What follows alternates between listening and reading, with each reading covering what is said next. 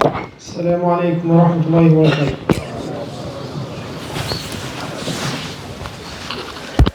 الله أكبر الله أكبر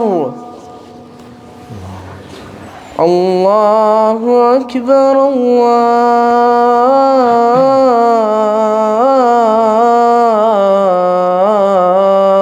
الله أكبر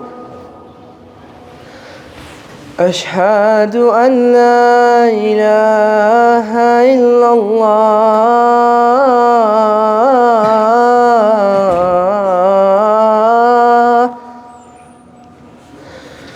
أشهد أن لا إله إلا الله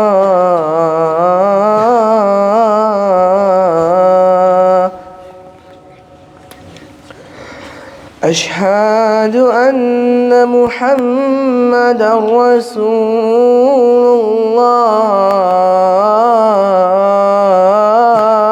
الله أشهد أن محمدًا رسول الله هيا على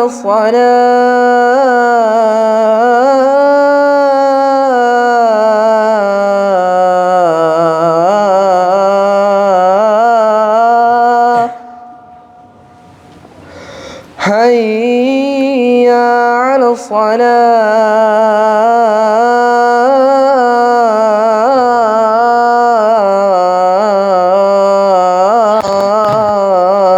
الصلاة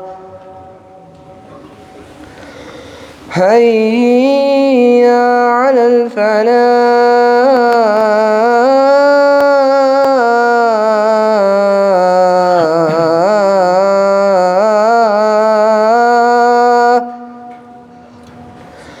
هيا على الفلاح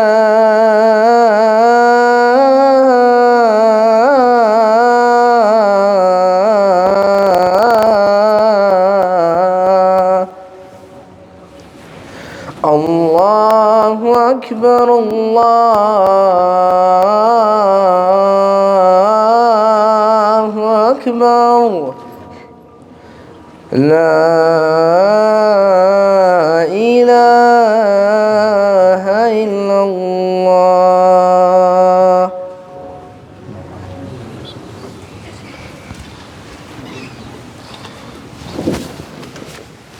إن الحمد لله نحمده ونستعين به ونستهديه ونسترضيه ونتوب لله من شرور أنفسنا ومن سيئات أعمالنا ونصلي ونسلم على سيد الخلق وأشرف المرسلين محمد صلى الله عليه وسلم وأشهد أن لا إله إلا الله وحده لا شريك له وأشهد أن محمدا عبده ورسوله عباد الله أوصيكم ونفسي المذنبة بتقوى الله عز وجل كما أوصانا الله عز وجل في كتابه الكريم يا أيها الذين آمنوا اتقوا الله حق تقاته ولا تموتن إلا وأنتم مسلمون فاللهم ارزقنا وأحينا وأمتنا على تقواك يا رب العالمين اللهم آمين آمين وبعد. There is a very famous saying, they say the one who owns the bulk, he calls it a shot. Meaning the one who owns the most assets, most shares, he's the one who has the final say and so on. And we as Muslims, subhanAllah, when we reflect upon what is going on around us, for example, in the US elections, you realize that those who have the final sayings are those who have the most assets. And some entities and individuals like Elon Musk and Tesla and this and that, even small companies like Sugar Company and so on, they are the one who decide who comes and who goes. Because many of us think that this world is controlled and managed by politicians. But this is big lie. This world is controlled and managed by those who have money. Those who have wealth and money, they are the one who has the final say. And that takes us to a very important matter in our deen, which is wealth and money. And what does Islam say about wealth and money and so on? This is our khutbah today, inshallah. Before we start, you may say, brother, hold on. When talking about money and wealth, you may say, you know what? The Prophet, our role model, Prophet Muhammad sallallahu alayhi wasallam, was faqir. I will tell you, brother, stop. Don't say that. Because this is a big lie. This is a big misconception. Because you know faqir means what? First of all, you know faqir means what? Faqir means someone who's in need. Someone who's begging others. Someone who relies on others. Someone who's seeking help from others. Someone who is dependent on others, and so on. The Prophet sallallahu alayhi wasallam was never be like that. The Prophet Muhammad sallallahu alayhi wasallam was independent. He was a noble man from a noble family, and he was rich and wealthy, but he chose, let's put it this way, he chose to live a simple life. That's all. The Prophet Muhammad sallallahu alayhi wasallam was a businessman. He bought and sold. The Prophet Muhammad ﷺ made investment, he made trades, and so on. You know what is the first thing that the Prophet ﷺ did when he migrated from Mecca to Medina? Of course, after building Masjid Quba. You know what is the first thing that he did after? Guess what? He built rooms, we can say apartments. He built apartments for each of his wives. Assets, houses. The Prophet Muhammad ﷺ gave importance to that as well. And the Prophet Muhammad ﷺ, as Sayyidah Aisha said, he was the most generous one. And she said, he used to reach the peak of his generosity in Ramadan. If he did not have any money, how would he be generous and give and help other people? Of course he had money, right? Moreover, the Prophet Muhammad ﷺ corrected this misconception in the Ummah. One day he appointed Sayyidina Amr ibn al-As to be the leader of Ummah. To be the leader of the army, I mean. He chose him over Sayyidina Abu Bakr and Sayyidina Umar and the great companions. Even though, keep in mind, at that moment Sayyidina Amr ibn al-As just reverted to Islam, just accepted Islam. But the Prophet Muhammad ﷺ, he knows, to choose the right people and to put them in the right place. So as a mean of motivating Sayyidina Amr, and that was true, one of the rules and so on, he told him, you are the leader of the army. You know what? We are going to fix a portion of the spoils, ghanaim, for you. Sayyidina Amr stood up, as many of us think, when talking about money and wealth, you know what? No, I'm Muslim, I'm going to back up this and that. Sayyidina Amr stood up and he said, Ya Rasulullah, ma'ana hadha taba'tuk. Ya Rasulullah, lam aslam raghbatan fil mal. O Rasulullah, I did not follow you for wealth and money. I did not accept Islam for wealth and money. The Prophet Muhammad ﷺ wanted to correct this misconception. He told him, Ya Amr, ni'ma al-malu as-salihu ma'a al-'abd as-salih. O Amr, what a righteous wealth with a righteous man, which means nothing wrong with it, man. When the wealth is righteous, it has been made and gained from a halal way, and it has been fall in the right hand, righteous man, righteous hand, there is nothing wrong with it. If you see here, the Prophet Muhammad ﷺ put two conditions. The first one, that the wealth has to be made in halal way. The second one, it has to be in the right hand, so it has to be spent also in halal way. That kind of wealth will fly with you to Jannat al-Firdaus. May Allah grant us all Jannat al-Firdaus. But if the wealth has been made from haram, and it has fallen, or it has come to the wrong hand, it will bring about corruption in the earth. Because as you can see, in the Middle East, the Khalij, and here and there's so many rich people, but they are using their money to destroy the Ummah and so on. And there is also another misconception. Many of us think that poverty is piety, is something good. I'm proud of being poor. I'm proud of having nothing and so on. And this is also another misconception. Many of us think that, the poor one is gonna fly to Jannah, and the rich one is gonna stuck to enter Jannah. This is another misconception. You know what? One of the famous ahadith of the Prophet Muhammad sallallahu alayhi wasallam, he used to say this dua: Allahumma inni a'udhu bika min al-kufri wal-faqri wa min adhab al-qabr. He used to say, oh Allah, I seek refuge in you from kufr and from poverty and from the punishment of the grave. If poverty is something good, Why would the Prophet Muhammad ﷺ seek the refuge of Allah subhanahu wa ta'ala from it? Of course, it's not something good. Moreover, the Prophet Muhammad ﷺ said in different hadith, وَالْيَدُ الْعُلْيَا إيه خَيْرٌ مِنَ الْيَدِ السُّفْلَى. He said the upper hand is much better than the lower hand. Let's rephrase it. You can say the upper hand, the hand that tries to the chicks, the hand that gives the chicks, the employer, the businessman, are better than the hand that takes the chicks, are better than the employee, and so on. You can rephrase it in this way. Of course, there's no doubt about it that in so many different narrations, the Prophet Muhammad ﷺ told us that the needy ones and the poor intend to have more cautious and more fear of Allah subhanahu wa ta'ala and taqwa because they have less materialistic things. But that does not mean in any way that the poor one will fly to Jannah and the rich one will start to enter Jannah. Because by the way, and I want you to pay attention here, we're talking about Jannah. What is the connection between Jannah and money? What is the connection between Jannah and wealth? And we can answer this question through another question. Who are the 10 people who are promised the Jannah by Allah and by the Prophet Muhammad ﷺ? You know them? Who are the 10 people who are promised the Jannah till Firdaus? You know them? Let's name some of them. The first one, Sayyidina Abu Bakr radiallahu anhu arda. He was one of the biggest businessmen in Medina. He's the one who freed Sayyidina Bilal by his own money. You want to have more? Sayyidina Uthman ibn Affan radiallahu anhu arda. He was the richest one in Medina. You know how much he had? According to some narrations, Sayyidina Uthman ibn Affan had more than 3 million dinar.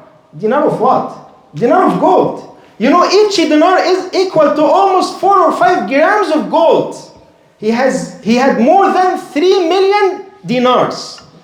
And he's the one who prepared the Jaysh al-Usra. You know, there's an army at the time of the Prophet Muhammad ﷺ, they were stuck with money. The one who spent on that army was who? Sayyidina Uthman. If it wouldn't be for him and for his money, how would Jaysh al-Usra be prepared and fighting for the sake of Allah subhanahu wa ta'ala? You want to have more? Sayyidina Abdurrahman ibn Auf, one of the 10 people who are promised the Jannah al-Firdaus. He was the richest one in Medina. And his caravans of food used to feed the whole people of Medina. You want to have more? Sayyidina Zubayr ibn al-Awwam. He had so much assets, so much properties, so much so to the point that when he died, his son sold one of his properties for more than 1,600,000 dinars, according to authentic narrations. You want to have more? Sayyidina Sa'd ibn Abi Waqqas. He had more than 250,000 dinars, and so on. Those are who? The people who are promised Jannah al-Firdaus. And someone comes saying what? No, wealth is something bad. A'udhu billah min al-money, a'udhu billah min al-wealth, and so on. Wealth is ni'mah. Your son is a ni'mah. And your son could be also a niqmah, could be a trouble for you. Likewise, wealth is a ni'mah and could be a trouble if you use it in the wrong way. Everything is barakah and ni'mah from Allah. It's all based on how you gain it and how you spend it. This is for the companions. Almost 7 or 8 of those who are promised the Jannah al-Firdaus by Allah and by His Messenger, they were the richest of the companions. Do you want to have more and hear more about Salaf al-Salih? Let's name some of the Salaf al-Salih. Sayyidina al-Imam Abu Hanifa. He was one of the biggest businessmen at his time. Sayyidina al-Imam al-Shafi'i, Abdullah ibn al-Mubarak, and so on. All of them famous scholars, famous ulama. They were the richest people at their time and they were big businessmen and so on. Al-Khatib al-Baghdadi said a very powerful statement. He said, ضرورة الحرفة لطالب العلم. He said the one who is seeking knowledge, the sheikh, the mufti, whatever you name it. The sheikh, the mufti, it is mandatory upon them to have hirfa, to have a craft. Why they said that? You know why?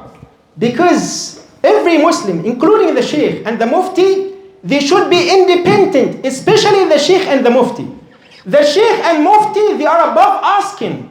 They should be independent. They should not be asking anyone. They should not be begging anyone. You know what? Imam Abu Hanifa goes beyond that. He goes even beyond that. He said what? He has a very wonderful fatwa. He said the sheikh and mufti, it is haram upon them to charge money for Quran. Of course, the majority of the scholars, They say there is nothing wrong with that. Otherwise, how is he going to feed his family and how is he going to continue, right? But this is not our point here. Imam Abu Hanifa said, the Mufti and the Sheikh, it is haram upon them to charge money for Quran. Many of us read this fatwa and stop here. No, but let's rephrase it. It is haram for the Mufti or Sheikh to be dependent and to ask others. They must be independent and they must have a craft and they must have something that they are going to master it and so on. And by the way, let me ask you one question. You know, subhanAllah, when you reflect around us, in the whole world, you know, when you think about it, who is the first faith community, those who have the biggest wealth in the whole world? Are you going to think about Muslims? I don't think so.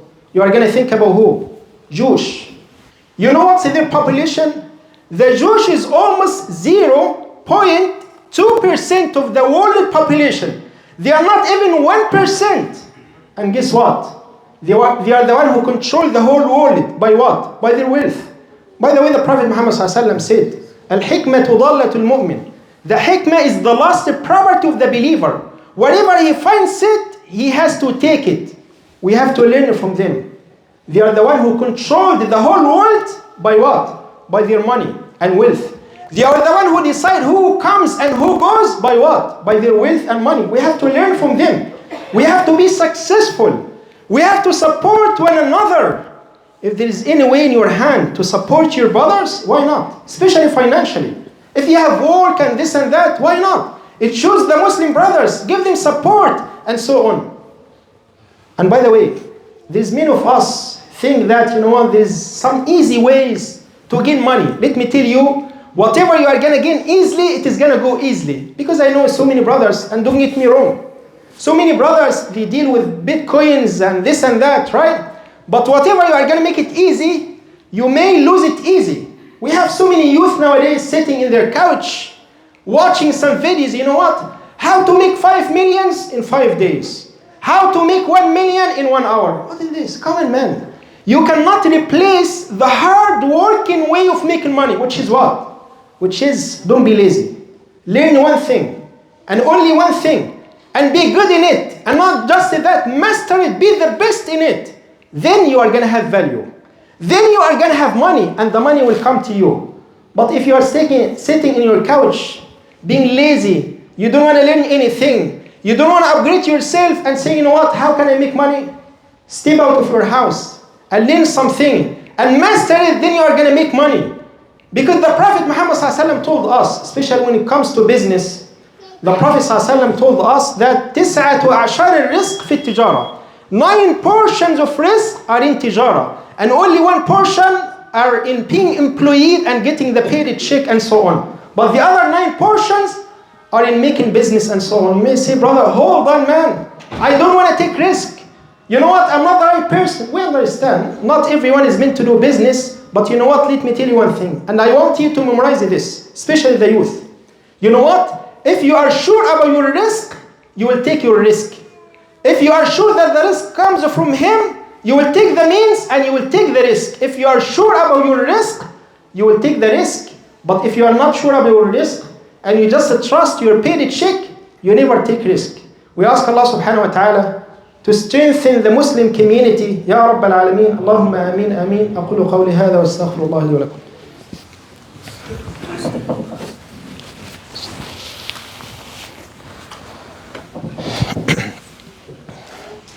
الحمد لله نحمده ونستعين به ونستهديه ونستهديه ونتوب إليه من شرور أنفسنا ومن سيئات أعمالنا ونصلي ونسلم على سيد الخلق وأشرف المرسلين محمد صلى الله عليه وسلم وبعد. So the bottom line of this khutbah, we can say there is nothing wrong with wealth and being rich and so on, as long as 2 conditions, as the Prophet Muhammad told us. Wealth and money has to be made from halal way, and it has to be spent in halal way. Then it is gonna fly with you. It is gonna take you to Jannat al-Firdaus, inshallah. May Allah grant us all Jannat al-Firdaus. The second thing is, your Prophet was a role model, and he was never be poor. He chose to live a simple life. But other than this, he was a noble person from noble family and so on. The third thing is, poverty is not piety. Poverty is something that the Prophet Muhammad used to seek refuge in Allah subhanahu wa ta'ala from it. So don't be lazy, make an excuse. The Prophet was poor, our deen asked us to be poor. Nothing like this in Islam, right? So you have to be good and you have to learn something and you have to master it, inshallah. And as we said, we as Muslims, we have to support one another. And we have to learn from others. Others are controlling the whole world by their wealth and money. So why not us? So we have to support one another and we have to be very successful in our fields, inshallah. Once again, we ask Allah subhanahu wa ta'ala to strengthen the Muslim community. Allahumma ameen, ameen. And by the way, also, if there is no money and wealth, there is two pillars of the Islam, you cannot make them without wealth and money, which is what? Hajj. If you don't have money, you're not going to go for Hajj. It's charity. If you don't have money, you're not going to give it charity. So wealth, yani Islam give importance to wealth and money. So inshallah, try your best to be successful in your areas. And before we make dua, we have just a few announcements. So the first one, as you know, we are in the month of Shaban. This is the month that the Prophet Muhammad ﷺ used to fast most of it, saying, my deeds will be raised, will be lifted up to Allah in Shaban. So try your best to fast Monday, Thursday, the 3 days of the month, right? 13, 14, and 15, and so on, inshallah. So try your best to fast and be good in this month as a preparation for Ramadan, inshallah. The second announcement, our monthly seniors gathering will be this coming Sunday. It's going to be after Isha, inshallah. We're going to have lecture about wasiyah will for the seniors, those who are over 60 years old, and those who are below 60, you can wait for some time, inshallah. So for seniors, inshallah, we're going to have the gathering this Sunday after Isha, bi'iznillah. They are going to have wasiyah, lecture, and then they are going to have dinner, and then they are going to have some games in the gym, inshallah. They're going to play volleyball or badminton or whatever it is. So if you are over 60, or if you know anybody who's over 60, and even non-Muslims, they are more than welcome to join us. They can join us in the gym, inshallah, Sunday after Isha, after 7:15 p.m., inshallah. The last thing is, alhamdulillah, bifadlillah, Masjid Al-Salam has installed a new donation system. As you can see, the devices are all over the places, by the exits. What is this system doing? Whenever you donate anything, for the first time, it will give you a QR code to enter your info, name, and this and that. Later on, whenever you use the system and whenever you tap, you don't have to do anything. By the end of the year, the system will generate you the tax receipt without any hassle. So it is a very good system. So try your best to make use of it. We need your support. Alhamdulillah, this message has so many activities. We have activities for kids, for seniors, for everyone. We have monthly Quran night and this and that. So try to make it a habit for you. Whenever you come to the masjid, especially in the best day, which is Friday, whenever you go out, inshallah, try to tap $10, $20. This is a big mean, and this is going to support the activities of the masjid, inshallah. So again, do not leave today until you give some donations and make it as a habit. Don't be stingy, be generous, especially Ramadan is coming, inshallah. And again, you can find the devices by all exits, inshallah. And also the sisters have their own machines, so please make use of it. We ask Allah subhanahu wa ta'ala to give you all barakah, to increase you, Ya Rabb al-Alameen, and to allow us all to reach and fast the month of Ramadan. اللهم اهدنا بفضلك فيمن هديت وتولنا يا ربي فيمن توليت وعافنا اللهم واصرف عنا شر وسوء ما قضيت اللهم بارك لنا في أولادنا وزوجاتنا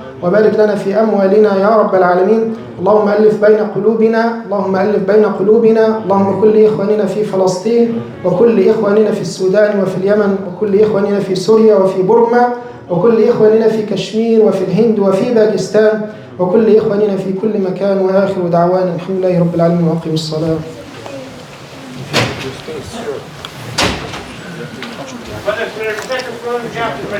الله أكبر الله أكبر أشهد أن لا إله إلا الله أشهد أن محمدا رسول الله حي على الصلاة حي على الفلاح قد قامت الصلاة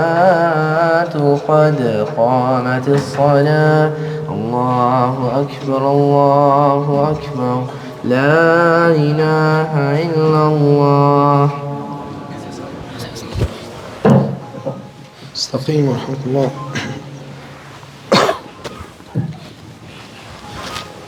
استقيموا ورحمة الله.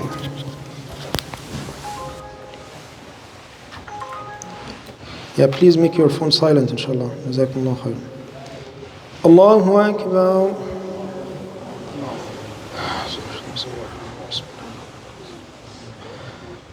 الحمد لله رب العالمين الرحمن الرحيم مالك يوم الدين إياك نعبد وإياك نستعين اهدنا الصراط المستقيم صراط الذين أنعمت عليهم غير المغضوب عليهم ولا الضالين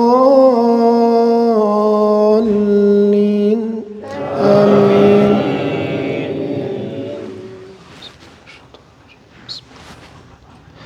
إذا جاء نصر الله والفتح ورأيت الناس يدخلون في دين الله أفواجا فسبح بحمد ربك واستغفره إنه كان توابا. الله أكبر.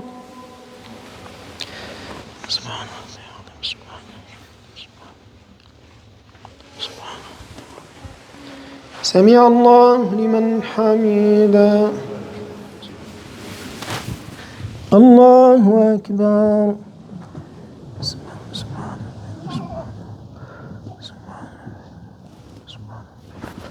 الله أكبر. الله أكبر.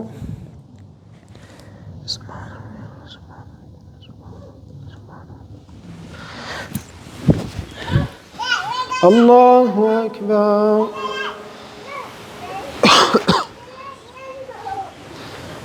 الحمد لله رب العالمين الرحمن الرحيم مالك يوم الدين إياك نعبد وإياك نستعين اهدنا الصراط المستقيم صراط الذين أنعمت عليهم غير المغضوب عليهم ولا الضالين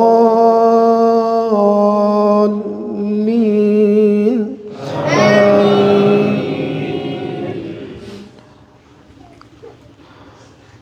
قل هو الله أحد الله الصمد لم يلد ولم يولد ولم يكن له كفوا أحد. الله أكبر.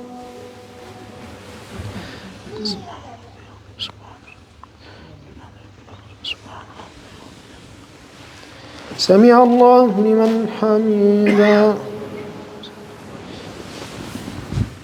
الله أكبر.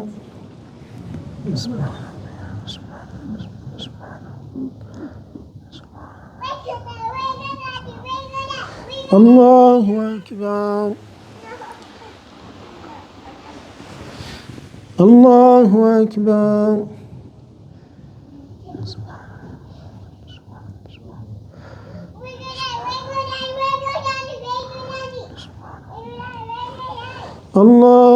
الله أكبر.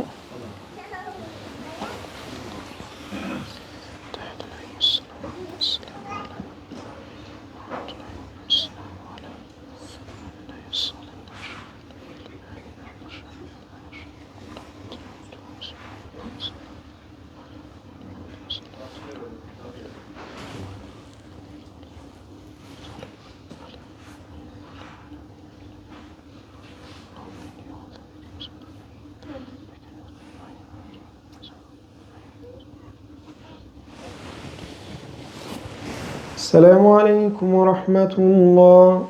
السلام عليكم ورحمة الله. Assalamu alaikum. If anybody would like to sponsor the dinner for the seniors, please let me know, inshallah. Jazakumullah khair. And also we have our MPP for our area. He would like to share a few words with us, inshallah.